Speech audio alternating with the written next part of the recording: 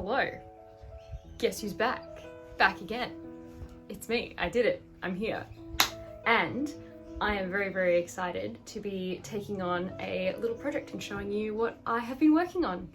I've been collecting up pieces here and there for almost a year now to build a reading nook in my house. I have always wanted to have a specific little space in which I almost had like a little sanctuary to read, and to me, I feel like reading is one of those things that I absolutely adore doing. I love facilitating other people to read as well and recommending things to people, but I find that I often don't do it because of social media. In order to try and make me sit down and read and feel inspired and excited to read a bit more often, I am putting together a little corner in my bedroom.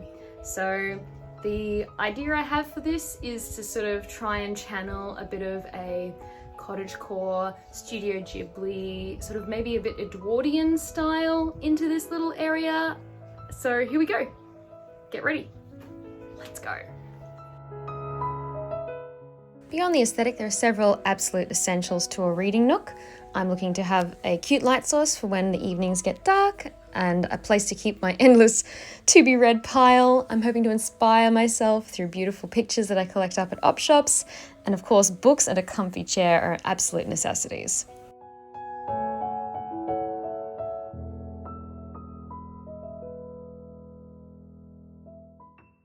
Before I even get started on the actual placement of anything in my reading nook to be, I wanted to get all of my picture frames ready for hanging. While some of the larger ones I found for the space already have the perfect artwork inside of them, these frames came to me rather well loved and in need of some care. I know that the object conservators in my life have a fairly thorough dislike of Brasso, but it suits the purpose of this project in helping me to remove some of the dull tarnish and patina and allow me to bring that glow back to the frames that will let them catch the afternoon sunlight just right. The problem that arises from using Brasso is that if you use too much of it, it will leave behind a residue in the little crevices and details of an item, and that residue will turn cloudy and white, and that can cause issues long term with the item's preservation. But as these frames are precious to me only, I don't mind taking that risk. Though the majority of this kind of work really is just time and elbow grease, there is something really satisfying about the results, don't you think? Polishing up these items was actually the last step in a rather lengthy process of cleaning and restoring these items. When I first got these frames from a lady off Marketplace, they had been painted in a range of pastel chalk paint colours in order to table dress a child's Alice in Wonderland themed birthday party, which is a totally beautiful and lovely use for these frames, but I'm quite glad to be bringing them back to their original golds, hues and warm tones.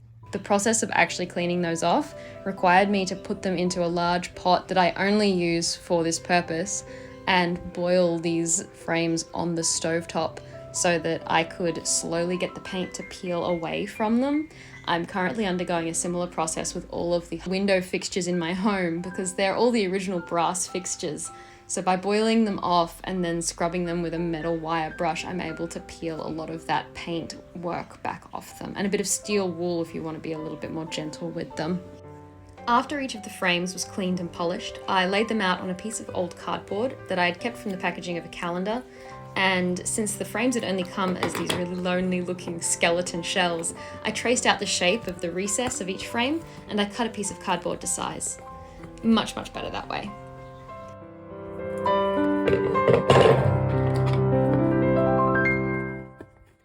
From that point, I had to choose what to actually put into the frames. After a little consideration of my options, I felt that this print would be the nicest thing to go with the rest of the bedroom and the colour palette that I'm using in the room as a whole. The print itself is a reproduction of a wallpaper that's used in the Governor of Queensland's house, so it feels quite fitting for the space, and I really like the colours and the dynamic shapes of the flowers. I also spent an evening relaxing and drawing out a little picture that I thought would make for a cute centerpiece between the two frames that I ultimately hang in this space. So keep an eye out for that in the reveal.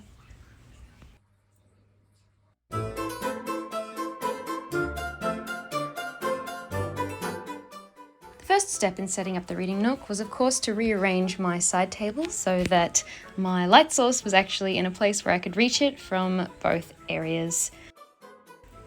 And my house has a picture rail, so I am arranging the hooks at the top of that picture rail in this footage so that I can get the painting in the right place without having to poke holes in the wall. The hero of the room is really, I think, the beautiful gold frame that I managed to pick up from a thrift store.